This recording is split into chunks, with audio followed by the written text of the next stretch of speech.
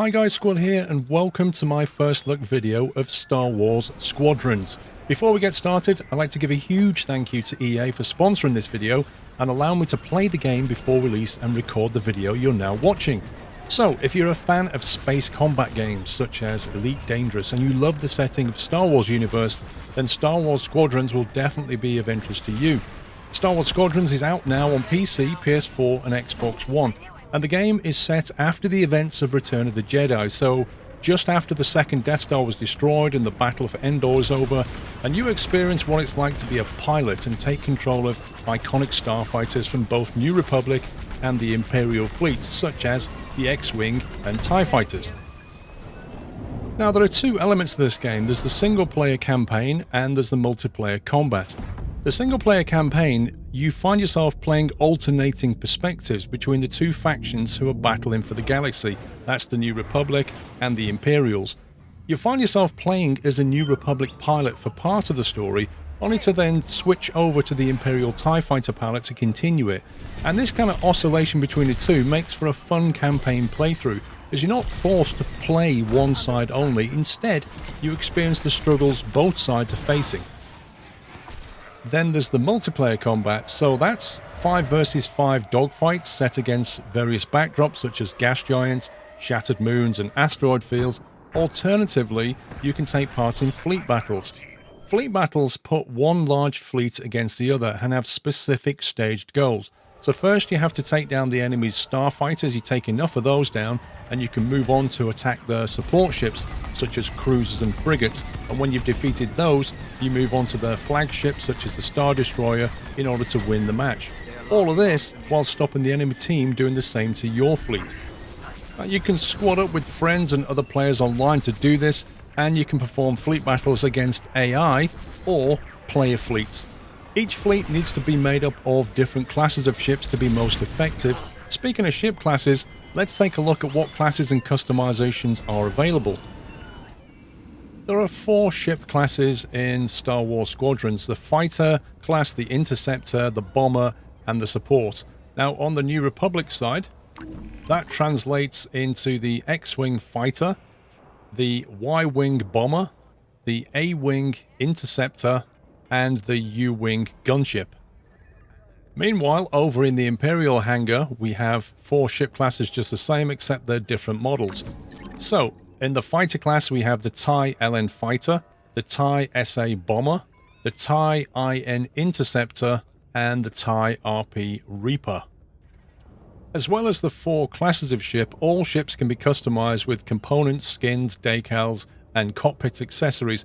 The components change the weapons and attributes of the ship, often trading one benefit for disadvantage, and this allows you to tune each ship to specific playstyle for when you go into combat. So for example, if we go into the X-Wing here, you can see the components are the primary weapon, left and right auxiliary, countermeasures, the hull, shields and engine, and you can choose different components depending on what playstyle you want. So for example, in the primary weapon slot, by default, you'll have this laser cannon, which is an unguided laser. It does 450 DPS. You could swap it out for a guided laser weapon, which does less damage, so that will help you to aim, but equally would do less damage.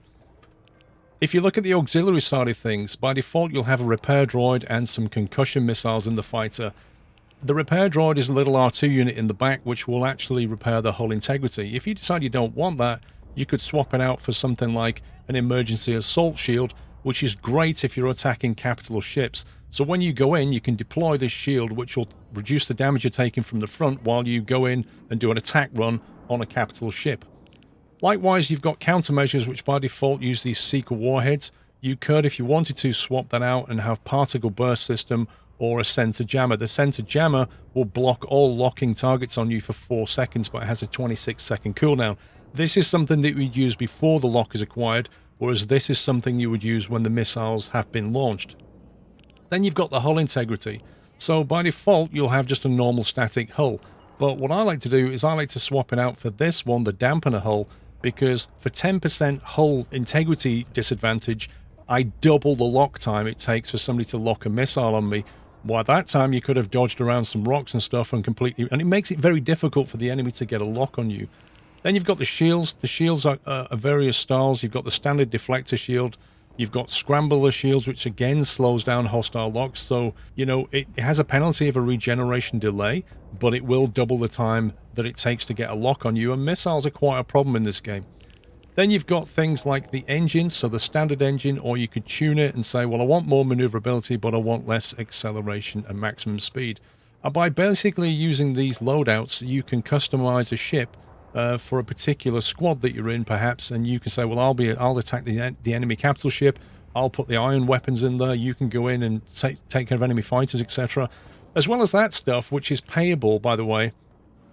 You have to buy these with this currency here. I forget the name of it. I've got 11 of them. You get these when you level up. So as your career progresses and you level up, you get more of these, and you can use those to unlock different components. You've then got things like paint jobs, and paint jobs are driven off this other currency here, which I think is called glory. Again, this is stuff that you get from doing dailies or just doing combat runs, destroying enemies, that kind of thing. So you can paint the ship. You can have different decals that you put on there. You can have inside the cockpit, you can have little holograms that come up. You know, you could have, for example, the monkey lizard. And then on the left side of the dashboard, you could have a little figurine of Luke Skywalker, for example. And then finally, you can have some stuff hanging down in your cockpit, just personalizing stuff. Now, there are no microtransactions in the game. They're not present, so you can't pay for more cosmetics. In fact, everything in the game at launch is unlockable through play. Now, experienced pilots of Elite Dangerous will feel right at home with some of the systems in Star Wars Squadrons, in the sense that it has similar system of energy management, albeit nowhere near as complex. Down the bottom left, though, you can see the blue, red, and green vertical lights. They represent your shield, weapons, and engines, and you can move energy between the three. So, for example, if I push forward on my POV stick, it'll put all of the energy into weapon systems. So this allows the weapons to recharge more quickly and do more damage over time. However, it sacrifices some of my shield defenses and certainly my engine maneuverability. If I switch out and put more into shields, I'll get faster recharging shields, which is great if you're trying to be defensive. And if I put my energy into the engines, then I get to maneuver a lot more quickly. Now, speaking of maneuverability, oh yeah, and if you pull back on the POV stick, it will rebalance them out. So speaking of maneuverability, again, a bit like Elite Dangerous, if your throttle lever is on the left, you can see the blue lever moving there. About the midpoint there is where you get the best turning circles. So in combat, you're trying to dodge around things and evade enemy fire. You want to be about on the midpoint of your thrust, and then go full forward if you want maximum speed, and if you want super maximum speed, put all the energy into your engines. So that works a little bit like Elite Dangerous in that sense.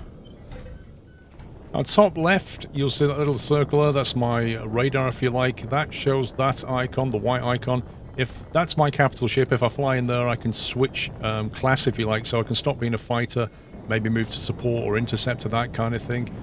Meanwhile, there's a red dot, that's the enemy that I've spawned in, and there's also this little wrench icon, spanner icon, which if you go over here, you'll receive a repair. Now, your hull status is shown in the top right icon.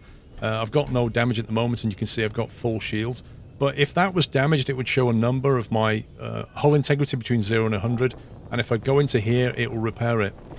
Along the top, middle, you'll see the number 3 and the number 6. The number 3 is how many missiles I have. So I can fire a missile like that, and you can see I've got 2 left. And the countermeasures is shown as 6, so if I press the countermeasure button, it won't deploy because there's not a missile incoming. But again, if I fly back into this zone here, and then give it some time, you'll watch the missiles should come back up as it resupplies. There you go. So it will repair and resupply you, which is something that you can do. You can nip back and get a quick repair in the middle of combat if you can find the repair station, and trust me, that's not easy in the middle of combat. So I've just spawned in some TIE fighters so that they can come and have some attack fun. And there they are, you can see. So you can target different ones by having a target button like this. You can cycle between them. And then if you want to actually hit something, what you need to do is, when the crosshair goes red, that's when you want to be firing. It doesn't tell you where to fire, but it does show your range to target. And if you There's someone on me. If you're going to hit them, it'll certainly change to red. And also, you can see the lock there if I fire a missile. Hopefully, that missile will hit him. So the idea is to try and predict where he's going to go. And when the crosshair turns red, that's when you want to fire like that. Here you go. So now you move on to your next target. Wait for the crosshair to go red. And then shoot. If you want to get a missile on him, then you need to get that lock to go green. So you look at him, when the lock goes green, then you can fire, assuming you've got some missiles left. But you can see my missile's currently on cooldown. Switch to that guy. Now at this point, I should be putting my energy into weapons as well to try and kill this guy quickly. But at the same time, you've got to watch what's on your 6. And this is the nature of space combat is, you know, you've got somebody on your 6 right now while you're trying to attack somebody else.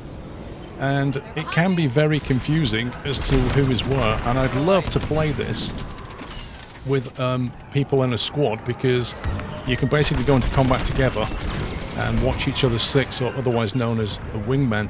But combat is actually pretty fun. Blowing stuff up is great. If you're a VR fan, there's some great news. There's full VR support present in Star Wars Squadrons, and it supports all the major headsets such as HTC Vive with the Oculus Rift, Valve Index, Windows Mixed Reality, plus PlayStation VR on the PS4. VR support is present in the entirety of the game, both in campaign and multiplayer, and even outside of VR, there's only first-person mode supported in the cockpit. Crossplay is also supported, so VR players can fight against non-VR players, and you can squad up with people who have VR and non-VR. In terms of controller support, it's pretty good. It supports keyboard and mouse, it supports controllers such as an Xbox controller, and it supports HOTAS. So I managed to use my flight stick here, and I managed to map my Thrustmaster Warthog, throttle control and stick, and it works perfectly well. The only thing I will say about the controller support is on the PC version, there doesn't appear to be any track IR support, which for me is a big missing thing in space combat, because using track IR to look around with my head is very, very useful. So hopefully that's something that they'll add in soon. In terms of maps, there are 6 locations that have been revealed so far in Star Wars Squadrons, although I'm sure more will be added soon after launch. The 6 are Yavin Prime, which is a gas giant planet that hosts a large New Republic presence, Esselas, which is an Imperial planet with an icy ring, Nadira Dockyards, which is a New Republic starship manufacturing facility, Sisubo, a planet surrounded by destroyed remnants of salvaged Imperial ships, Galitan, which is a remote moon that was pulled apart into molten fragments that are now floating around space, and the Zavian Abyss, which is a hazardous space region filled with electrically charged asteroids. What about graphics and performance? Well, you can see the graphics, they're visually beautiful. Definitely got an accurate representation of the Star Wars universe. I set the resolution to 2560 by 1080, which is a super ultra wide, and I set my rendering resolution to 200%, which means it doubles the rendering resolution in order to get a better quality image. And on my 2080 Ti, it didn't go above 60% usage, and that's when I was recording as well. So visually the game looks pretty, the audio soundscape is very distinctively Star Wars, and you know, it's space, so it's never that taxing graphically because a lot of it is, well, black. As a side note, the kill cam feature in the game is really cool. When you die, it shows you a kill cam of who killed you and how, and that helps you to learn perhaps, you know, your maneuvering and how you can evade being hit a lot more easily. So I do like the kill cam thing. So, in summary, what are my final thoughts? What is the game like to play? Star Wars Squadrons plays pretty well. Combat is fast, at times it's hectic and confusing, but that's kind of the nature of space combat. It can be pretty exhilarating too, and although I didn't try it in VR mode, I could well believe that it would work pretty well. Space combat games in VR do work pretty well, and I don't see why this one wouldn't. Graphically, performance was never an issue for me. Once you get through the controller setup, there's a tutorial in the prologue of the story that makes it kind of eases you into the basics of fighter controls and combat. And after that, you can then go into practice sessions and spawn in different enemies and hone your skills and make sure you can deploy countermeasures and that kind of thing. All of that really helps you ease into the game before you jump into multiplayer combat where things can get very intense. Now, this being recorded pre-release, I didn't have the pleasure of trying to squad up with some friends and do some coordinated flying and attack runs. I can definitely see the benefit of having a wingman present, though, as you often find yourself attacking an enemy and then another enemy will engage your 6, and at that point you really need a wingman to get that person off your 6. So Star Wars Squadrons kind of recreates the feeling of the chaos of space combat. The setting of Star Wars definitely gives it solid grounding, not just in terms of well-known ships that we all know, but in terms of the sound system and the storyline. Engaging in dogfights, chasing down ships, assaulting cruisers in Star Wars universe definitely kindled something from my childhood memories watching Star Wars movies, only this time you're the person actually in the cockpit. Overall, I'd say Star Wars Squadrons is a very fun addition to the Star Wars franchise and space combat sims in general, and definitely something to take a look at. Hope you enjoyed this first look video, guys. Please give me a thumbs up if you did. Take care. Happy flying.